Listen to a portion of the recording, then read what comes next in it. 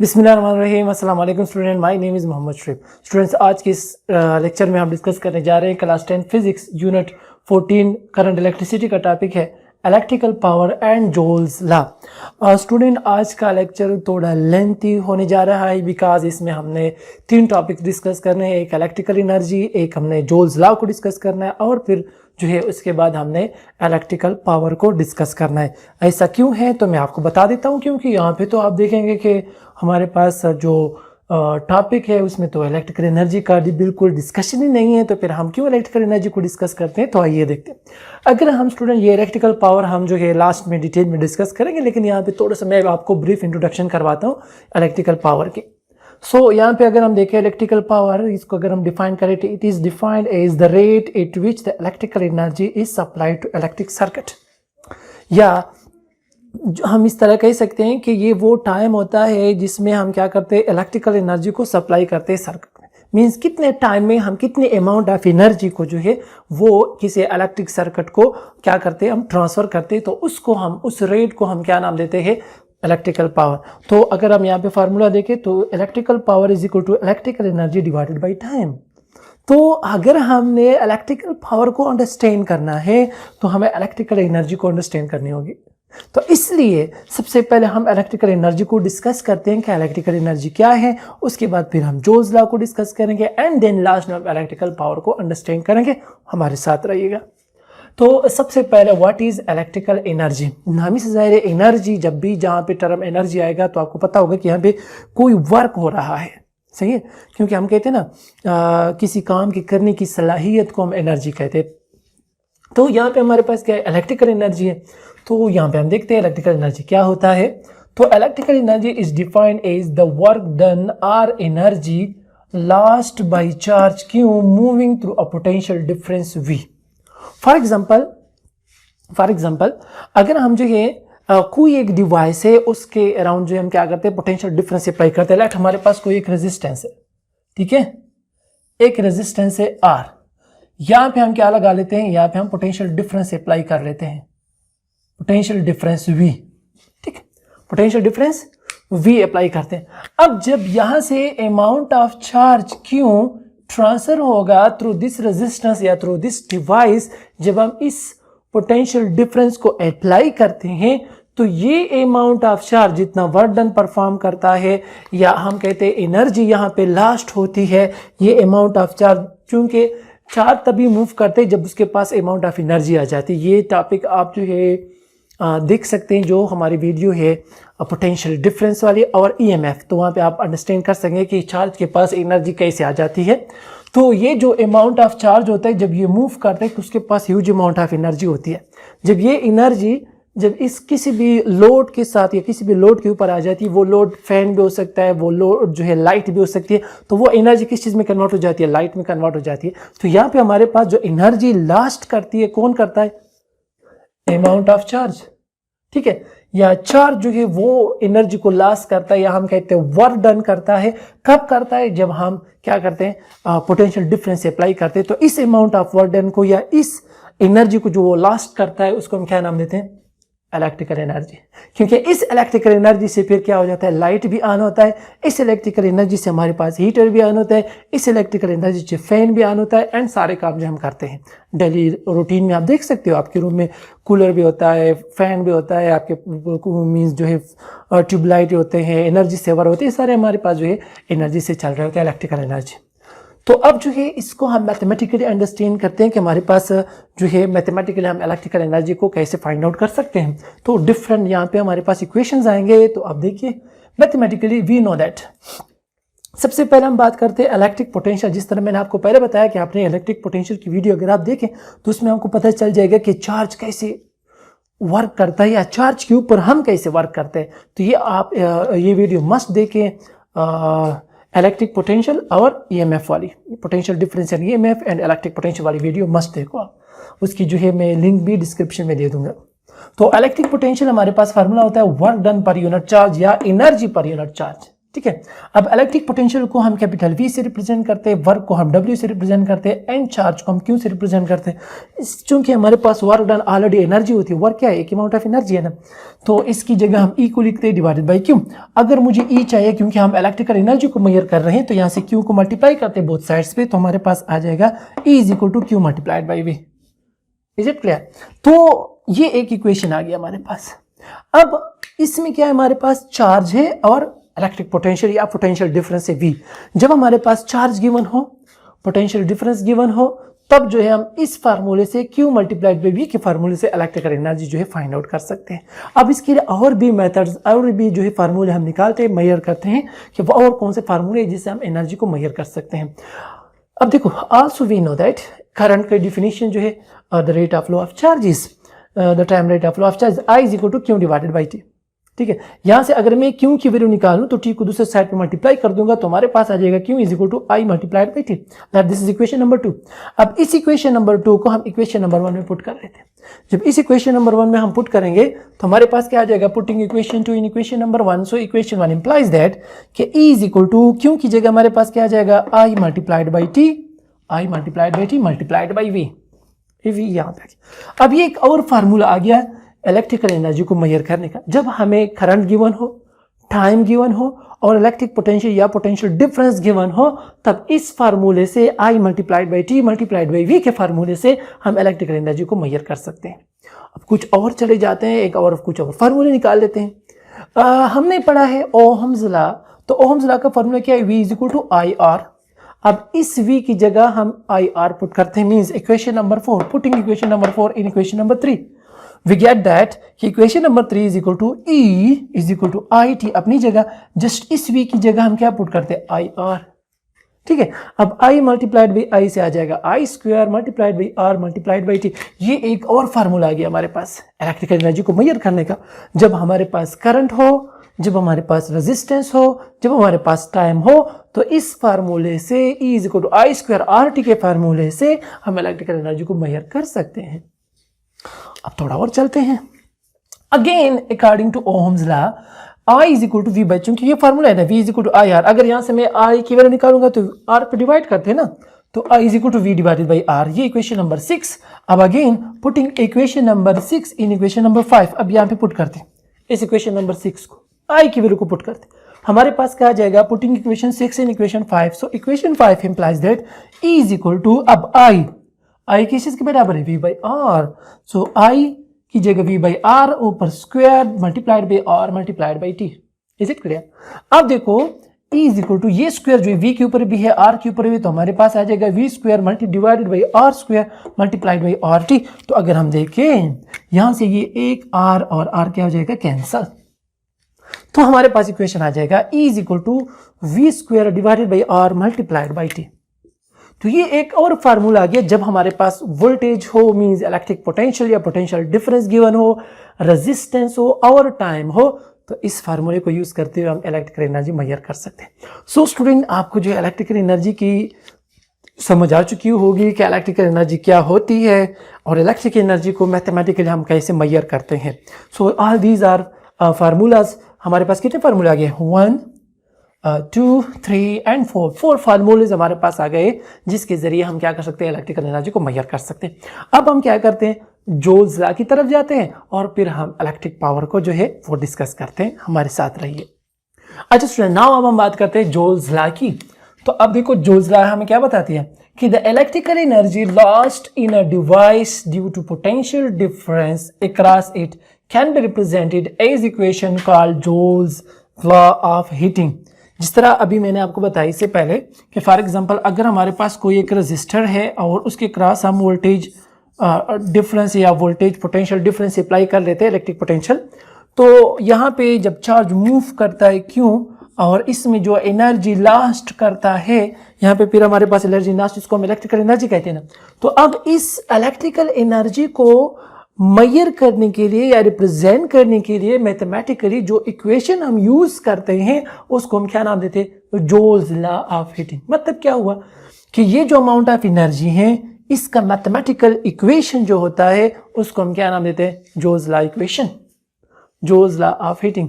ठीक है ना, यहाँ पे लिखा हुआ है ना, the electrical energy lost in a device due to potential difference across it can be represented as equation. तो इस इलेक्ट्रिकल एनर्जी को एज इक्वेशन जब आप रिप्रेजेंट करते हैं तो उसको हम क्या नाम देते हैं, जोल्स लॉ ऑफ हीटिंग। ठीक है, अब इसकी स्टेटमेंट क्या है, यहाँ पे हम स्टेटमेंट की बात करते हैं कि the amount of heat generated in register. यहाँ पे देखो, आपको पता है ना कि जब भी हम फॉर एग्जांपल फैन ऑन करते हैं तो ज़्यादा टाइम के लिए जब ऑन होते हैं तो वो गर्म होना शुरू हो जाता है। तो वो क्यों गर्म होता है, उसको हम क्या कहते हैं, हीट। यहाँ से जो हीट एनर्जी आ रही होती है, ये वो एनर्जी है जो लास्ट हो रही है यहाँ पे। ठीक है, electrical energy. So the amount of heat generated, again वही बात हो रही है, जब इस रेजिस्टेंस से बल्ब है, फैन है, जो कुछ भी है, जब इससे करंट फ्लो करेगा तो यहाँ पे हमारे पास क्या होगी, हीट जनरेट होगी। तो the amount of heat generated in resistor is proportional. अब ये किस चीज के ऊपर डिपेंड करता है, proportional to the product of square of current. Current के ऊपर डिपेंड करता है, क्योंकि जितना ज्यादा इसमें करंट फ्लो करेगा उतना ज्यादा हमारे पास हीट जनरेट होगी। क्योंकि अगर फॉर एग्जांपल कोई एक डिवाइस है, उसमें कम करंट पास होता है तो वो कम गर्म होगा, लेकिन अगर उसमें जो हमारे पास ज्यादा करंट फ्लो कर रहा होता है तो वो उसमें जो है हीट ज्यादा जनरेट, मीन्स कम करंट फ्लो होगा तो कम गर्म होगा, ज्यादा करंट फ्लो करेगा तो ज्यादा गर्म होगा। अच्छा, नंबर सेकेंड उसमें क्या है, रेजिस्टेंस आर। अब रेजिस्टेंस आर का मतलब क्या है कि अगर फॉर एग्जांपल बास डिवाइसेस ऐसे हैं जिसकी रेजिस्टेंस ज्यादा होती है, फॉर एग्जांपल हमारे पास जो है एक एनर्जी सेवर बल्ब है और एक हमारे पास जो वो पुराने ज़माने के बल्ब होते थे जो येलो हमें लाइट देती थी वो, तो उसको अगर आप थोड़ी देर के लिए ऑन कर ले, ठीक है, तो वो ज़्यादा हीट जनरेट करता है क्योंकि उसकी रेजिस्टेंस ज़्यादा होती है। जबकि हमारे पास एनर्जी सेवर जो है वो जो है उसकी हीट वो कम गर्म होती है बिकॉज उसकी रेजिस्टेंस कम है। तो जितनी ज़्यादा रेजिस्टेंस बढ़ती जाएगी, रेजिस्टेंस हम इंक्रीज करती जाएंगे, वहाँ पे हीट भी ज़्यादा जनरेट होगी। And the third portion is and duration of time for which the current passes through the resistor। और थर्ड पॉइंट क्या है इसमें, ड्यूरेशन ऑफ टाइम। जिस तरह मैंने आपको पहले बताया, जितना हम ज्यादा टाइम के लिए करंट को फ्लो करवाएंगे, जितना ज्यादा टाइम के लिए एक फैन ऑन होगा वो उतना ही ज्यादा गर्म होगा ना। अगर फॉर एग्जांपल कोई एक फैन है उसको हम 5 मिनट के लिए ऑन करते हैं और एक फैन है उसको हम 1 घंटे के लिए ऑन करते हैं, तो कौन ज्यादा गर्म होगा, वो जो 1 घंटे के लिए ऑन है। तो इसलिए हम बात करते हैं कि ये 3 चीजें हैं, amount of current, resistance and duration of time. तो इन 3 चीजों को जो है जोल्स ने जो है यहाँ पे एक्सप्लेन किया हुआ है। तो ये अमाउंट ऑफ हीट जो है ये इन 3 चीजों के ऊपर डिपेंड करता है, इसका प्रोपोर्शनल है डायरेक्ट। तो अब मैथमेटिकली हम देखते हैं, देखो H ये वो अमाउंट ऑफ हीट है जब हमारे पास करंट किसी रेजिस्टेंस में से फ्लो करती है और वहां पे जो हीट जनरेट हो रही होती है उस हीट की हम बात करते हैं। तो वो हीट प्रोपोर्शनल है करंट की, करंट स्क्वायर, रेजिस्टेंस की और टाइम की। अब अगर हम प्रोपोर्शनलिटी को खत्म करते हैं तो आप लोगों को पता है हम वहां पे इक्वल साइन और कांस्टेंट लगाते हैं। तो यहाँ पे हमारे पास इक्वल साइन और कांस्टेंट हमारे पास क्या है, 1/j। तो और j हमारे पास क्या है, ये हमारे पास इक्वेशन आ जाएगा h = I² RT divided by j, where 1/j यहाँ पे हमारे पास क्या है, कांस्टेंट। अब यहाँ पे क्या देखते हैं, where j is called Joule's mechanical equivalent of heat. ठीक है, और इसकी वैल्यू जो है डिपेंड करता है, it's value depend upon choice of units of work and heat. ठीक, इसकी वैल्यू किस चीज के ऊपर डिपेंड करता है, जो यूनिट्स हम वर्क के लिए और हीट के लिए यूज करते हैं उसके ऊपर डिपेंड करता है। बाज़ जगहों पे हम एक यूनिट यूज करते हैं, बाज़ जगहों पे हम दूसरी यूनिट यूज करते हैं, तो वो डिपेंड करता है उसके ऊपर कि हम कौन से यूनिट्स जो है वो यूज कर रहे होते हैं। अब स्टूडेंट हम बात करते हैं कि ये जो हमारे पास हीट जनरेट होती है, फॉर एग्जाम्पल अगर हम देखें कोई इलेक्ट्रिकल हम लाइट ऑन करते हैं तो उस टाइम जो एनर्जी, जो इलेक्ट्रिकल एनर्जी आ रही है वो क्या होती है, लाइट में कन्वर्ट हो जाती है और साथ में हीट में कन्वर्ट हो जाती है। फॉर एग्जांपल हम फैन ऑन करते हैं तो इस टाइम जो हमारे पास इलेक्ट्रिकल एनर्जी आ रही है ये मैकेनिकल एनर्जी में, क्योंकि फैन जो है वो सर्कुलर मोशन करता है या रोटेशन कर रहा होता है, तो वो मैकेनिकल वर्क डन और साथ में हमारे पास हीट जनरेट कर रहा है। तो इस तरह हम जो इस एनर्जी को यूटिलाइज करते हैं डिफरेंट जो है आप डेली रूटीन में आप देख सकते हैं डिफरेंट पर्पसेस के लिए और डिफरेंट डिवाइसेस में हम उसको यूज कर रहे होते हैं। तो अब जो है स्टूडेंट ये तो हमारे पास जूल्स लॉ की बात हो गई। अब जो थर्ड है वो हम बात करते हैं इलेक्ट्रिकल पावर की या इलेक्ट्रिक पावर की। तो हमारे साथ रहिए, उसको हम डिस्कस करते हैं। Now student, electrical power या electric power, the time rate at which the work is done in electric circuit is called electric power। हम जो है कोई वर्क डन हम करते हैं पर यूनिट टाइम किसी भी इलेक्ट्रिक सर्किट में, तो उसको फिर हम क्या नाम देते हैं, इलेक्ट्रिक पावर। या हम ये भी कह सकते हैं कि जो हमारे पास एनर्जी ट्रांसफर होती है फ्रॉम सोर्स टू लोड, वो कौन कर रहा होता है, पर यूनिट टाइम, उसको फिर हम क्या नाम देते हैं, it means amount of energy transfer to the circuit, सही है, पर यूनिट टाइम, उसको फिर हम क्या नाम देते हैं, इलेक्ट्रिक पावर। तो हम जो है पावर को कैपिटल P से जो है हम इसको डिनोट करते हैं। अब यहाँ पे मैथमेटिकली हम इसको कैलकुलेट करते हैं कि electric power is equal to work done per unit time, ठीक है, वर्क पर यूनिट टाइम या एनर्जी पर यूनिट टाइम भी आप लिख सकते हो। तो अब चूंकि मैंने आपको बताया कि पावर को हम P से रिप्रेजेंट करते हैं, वर्क को हम W से, T को हम टाइम को हम T से, तो ये एक इक्वेशन हमारे पास इलेक्ट्रिकल पावर को रिप्रेजेंट करने के लिए, मींस उसको फाइंड आउट करने के लिए, जब हमें वर्क डन गिवन हो, एनर्जी गिवन हो और टाइम गिवन हो, तो इससे हम जो है पावर को फाइंड आउट कर सकते हैं। अब जो हम कुछ और कैलकुलेशन इसके लिए करते हैं, कुछ और इक्वेशंस हम निकालते हैं। तो from definition of electric potential V, जिस तरह मैंने आप इससे पहले भी बात की, जब हम इलेक्ट्रिकल एनर्जी को मेजर कर रहे थे, तो हमारे पास इक्वेशन क्या है, V is equal to W divided by Q। अगर मैं यहाँ से W की वैल्यू निकालूंगा तो V को मल्टीप्लाई करूंगा दोनों साइड पे, तो हमारे पास आ जाएगा W is equal to V multiplied by Q। इसको हम इक्वेशन नंबर 2 का नाम देते हैं। अब इस इक्वेशन नंबर 2 को हम इक्वेशन नंबर 1 मींस W की जगह हम क्या पुट करेंगे, V multiplied by Q। So putting equation 2 in equation number 1, equation 1 get that कि P is equal to W की जगह हमारे पास क्या आ जाएगा, V multiplied by Q divided by T। तो ये एक और इक्वेशन हमारे पास आ गया। अगर हमारे पास इलेक्ट्रिक पोटेंशियल गिवन हो, हमारे पास चार्ज हो और हमारे पास टाइम हो, तो हम पावर को इस फार्मूले से मेजर कर सकते हैं। अब थोड़ा और आगे जाते हैं। अगर हम देखिए यहाँ पे हमारे पास Q डिवाइडेड बाई T और by the definition of current, according to definition of current, Q by T किस चीज के बराबर, I is equal to Q divided by T। तो यहाँ पे मैंने क्या लिखा, as we know that I is equal to Q divided by T। इसको मैंने इक्वेशन नंबर 4 का नाम दिया। अब इस इक्वेशन नंबर 4 को हम इक्वेशन नंबर 3 में पुट करते हैं, मींस इस Q डिवाइडेड बाई T की जगह हम क्या पुट करते हैं, current I। So put equation 4 in equation 3, we get that कि equation 3 is equal to P, Q by T की जगह आ जाएगा I ओवर V अपनी जगह। तो ये हमारे पास जो है वेल नोन इक्वेशन जो पावर के लिए यूज होता है, इलेक्ट्रिक पावर की के लिए, वो हम ये यूज करते हैं। P is equal to IV, where I is the amount of current flowing through the circuit and V is the potential difference जो हम सर्किट के अक्रॉस अप्लाई कर रहे होते हैं। तो ये फार्मूला आपने याद रखना होगा जब भी आप पावर फाइंड आउट करेंगे, आपको करंट गिवन हो, पोटेंशियल डिफरेंस या वोल्टेज या इलेक्ट्रिक पोटेंशियल गिवन हो, तो आप जो ये फार्मूला यूज करेंगे, जस्ट आपने दोनों को मल्टीप्लाई करना होगा, आपके पास पावर आ जाएगा। अक्सर कहते हैं ना किसी भी एक डिवाइस उसकी कितना पावर है, वाट कितना है, तो हम कहते हैं वोल्टेज कितना है और करंट कितना है, तो आपको डायरेक्ट बता देता है कि वाट मींस उसका पावर कितना होगा, ठीक है, क्योंकि हम वोल्टेज और करंट को जस्ट मल्टीप्लाई करते हैं, हमारे पास पावर आ जाएगा। So this equation gives the electric power, ठीक है। अब थोड़ा और इसमें हम कैलकुलेशन करते हैं फ्रॉम ओहम्स लॉ, जिस तरह हम इलेक्ट्रिकल एनर्जी में बात कर रहे थे। So V is equal to IR। अब पुट, इसको मैंने इक्वेशन नंबर 6 का नाम दिया है, putting equation 6 in equation number 5, V की जगह हम वैल्यू पुट करते हैं, P is equal to I अपनी जगह, V की जगह हम क्या लिखते हैं, IR। तो ये इक्वेशन आ गया। अब देखो यहाँ पे I और I मल्टीप्लाइड बाई I से क्या आ जाएगा, I स्क्वायर R। तो ये एक और इक्वेशन हमारे पास आ गया, P is equal to I square R। अगर हमारे पास करंट मौजूद है, अगर हमारे पास रेजिस्टेंस है, तो अगेन हम पावर को इजीली मेजर कर सकते हैं। अब अगेन इसी ओम्स लॉ को यूज करते हम एक और फार्मूला यूज करते हैं कि I is equal to V by R। ये भी फार्मूला है हमारे पास ओम्स लॉ में। तो अब इसको जो है इक्वेशन नंबर 8 को हम इक्वेशन नंबर 7 मींस I की जगह हम V बाई R पुट कर रहे हैं। तो अब देखो इक्वेशन नंबर 7 इंप्लाइज दैट कि P is equal to I की जगह क्या आ जाएगा, V by R whole square multiplied by R। अब यहाँ से ये स्क्वायर V के ऊपर भी R की, तो V square by R square multiplied by R। अब यहाँ से जो है एक R और R क्या हो जाएगा, कैंसिल, हमारे पास इक्वेशन आ जाएगा कि P is equal to V square divided by R। अब ये जो इक्वेशन है हमारे पास क्या है, अगर हमारे पास वोल्टेज या पोटेंशियल डिफरेंस या इलेक्ट्रिक पोटेंशियल गिवन है और रेजिस्टेंस गिवन है, तो इस फार्मूले से भी हम पावर फाइंड आउट कर सकते हैं। ये इतने सारे फार्मूले हमने इसलिए फाइंड आउट किए क्योंकि कभी भी जब भी न्यूमेरिकल आता है इक्वेशन मींस पेपर में, तो वहां पे भी आप जो है पोटेंशियल मींस पावर को फाइंड आउट करने के लिए डिफरेंट मेथड्स जो आप यूज कर सकते हैं। डिपेंड करता है आपको कौन से वेरिएबल्स गिवन है, करंट वोल्टेज की गिवन है, वोल्टेज और रेजिस्टेंस की गिवन है, करंट और रेजिस्टेंस और टाइम की गिवन है, तो आपने इस तरीके को यूज करते हुए जो है आप फिर क्या कर सकते हैं, फार्मूला फॉर पावर जो है वो मेजर कर सकते हैं। अब इसमें एक पॉइंट रह गया है यूनिट ऑफ पावर, अब उसको हम डिस्कस करते हैं। Now student, what is the unit of power? So the SI unit of power is what. अब वाट जो एक साइंटिस्ट का नेम है, अगर आप पूरा नाम लिखेंगे तो स्मॉल में लिखेंगे, लेकिन अगर आप उसका सिंबल यूज करेंगे तो हमने कैपिटल W यूज करनी होगी। तो अब 1 वाट कितना होता है, ठीक है।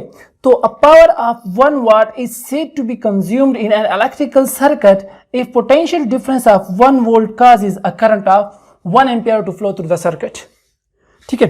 फॉर एग्जाम्पल हमारे पास कोई एक डिवाइस है, ठीक है, अगर इसमें हम जो है इसके क्रॉस हम पोटेंशियल डिफरेंस अप्लाई करें कितना 1 वाट, सॉरी 1 वोल्ट, ठीक है, और ये 1 वोल्ट इस डिवाइस में कितना करंट फ्लो करवाए 1 एम्पियर, कितना करंट फ्लो करवाए 1 एम्पियर, तो इस टाइम इस डिवाइस का जो पावर होगा वो कितना होगा 1 वाट। Is it clear? अगर हम 1 वोल्ट अप्लाई करते हैं और ये 1 वोल्ट उस डिवाइस में किसी कोई भी सर्किट हो उसमें क्या करता है 1 एम्पियर करंट फ्लो करवाता है, तो उस डिवाइस का जो पावर होगा वो कितना होगा 1 वाट होगा। Again a power of 1 watt is said to be consumed in an electrical circuit if potential difference of 1 volt causes a current of 1 ampere to flow through the circuit. तो फिर हमारे पास formula क्या होगा 1 watt is equal to 1 ampere multiplied by 1 V. अब ये कहां से आ गया फार्मूला? हमारे पास अभी हमने इक्वेशन लिखा था ना कि P is equal to I V, तो पावर की जगह 1 वाट, करंट की जगह 1 एम्पियर और वोल्टेज की जगह 1 volt. So student this is all about electric power and जोस लॉ। हमने इस लेक्चर में इलेक्ट्रिकल एनर्जी की बात की, जोस लॉ की बात की, इलेक्ट्रिकल पावर की बात की, उसके यूनिट्स की बात की। सो होपफुली स्टूडेंट आपको जो इस लेक्चर की समझ आ चुकी होगी। फिर भी अगर आपके माइंड में किसी भी किस्म का कोई भी क्वेश्चन हो तो आप कमेंट में जरूर पूछिएगा। Thank you so much.